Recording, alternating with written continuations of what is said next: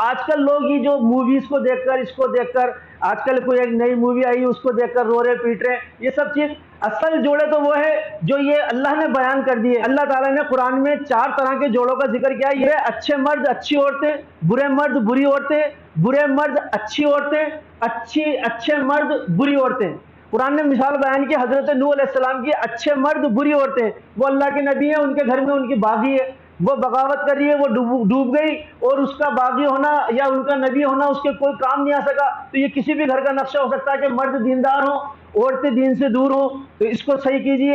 دوسرا نقشہ قرآن نے بیان کیا کہ عورت تو دیندار ہے، مرد دین سے دور ہے، اللہ کا باغی ہے۔ فرعون اور حضرت آسیہ کا نقشہ، وہ جنت میں اپنا محل مانگ رہی ہے، فرعون جو ہے وہ انا ربکم الاعلی کا نعرہ لگا رہا ہے۔ یہ بھی کسی بھی گھر کا نقشہ ہو سکتا ہے کہ عورت تو دیندار ہے، مرد دین سے بالکل بے پرواہ ہے۔ ایک تیسرا نقشہ ہے کہ مرد بھی دیندار اور مرد بھی برا اور عورتیں بھی بری۔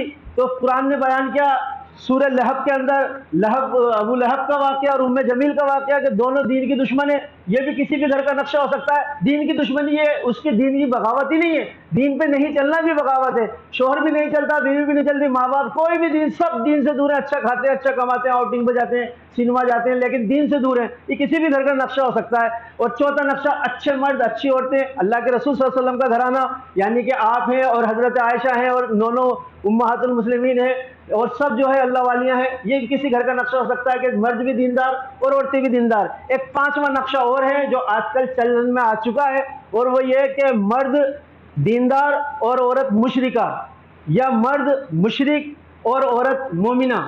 قرآن نے اس کے لیے بھی بیان کیا، سورہ بقرہ کے اندر آیت ہے لا تنکحوا المشرکات، کسی مشرکوں سے نکاح نہ کرو۔ یہ ایک بے میل جوڑا ہے کہ مرد تو دیندار ہے اور عورت جو ہے وہ مشرکہ ہے، اور یا پھر عورت جو ہے مومنہ ہے اور مرد جو ہے وہ مشرک ہے۔ اللہ نے کہا اس سے بہتر وہ مومن ہے چاہے وہ غلام ہی کیوں نہ ہو۔ کبھی بھی پڑھائی کو شادی کا معیار نہ بنایا جائے، یہ میرا مشورہ ہے۔ ہم پڑھ اس لیے رہے ہیں کہ ہم ہمارے سماج کو اچھے سے اچھی اونچائیوں تک پہنچا سکیں، اپنے بچوں کی دینی تعلیم دے سکیں، اپنے رتبے کو بلند کر سکیں۔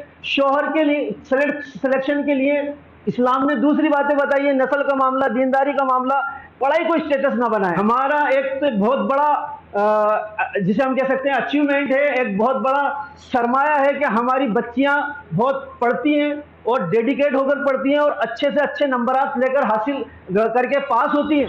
اور ہمیشہ ایسا ہوتا ہے کہ گرلس ہی زیادہ رہتی ہیں کیونکہ وہ ڈیڈیکیٹ ہوتی ہیں، اچھے سے پڑھائی کر رہی ہوتی ہیں، ان کا دل دماغ صرف پڑھائی میں ہوتا ہے۔ بچے عام طور پر پچھڑ جاتے ہیں، ہمارے بچے جو ہیں وہ 10 12 کے بعد چھوڑ دیتے ہیں یا تو پڑھائی، یا پھر وہ پچھڑ جاتے ہیں۔ اب یہ خوشی ایک دوبالا جب ہو جاتی ہے جب یہ بچیاں اور اوپر جاتی ہیں اور آکاش میں اپنا نام لکھ رہی ہوتی ہیں، لیکن ایک جگہ مسئلہ آ جاتا ہے، وہ جب شادیوں کی بات ہوتی ہے۔ جب شادی کی بات ہوتی ہے تو لڑکے ہمارے 10 12 کے بعد پڑھائی نہیں کرتے ہیں عام طور پر، پھر ان کے دماغ میں یہ رہتا ہے کہ پڑھیں گے تو کون سا نوکری ملے گی، حالانکہ گڈ لکنگ ہے، اچھے ان کے کاروبار ہیں، کسی برے فعل میں نہیں ہے، مکانات اچھے ہیں۔ تو یہ ایک ہے نا، یہ ایک دیوار بنتی جا رہی ہے جس کے نتیجے بہت غلط ہو رہے ہیں۔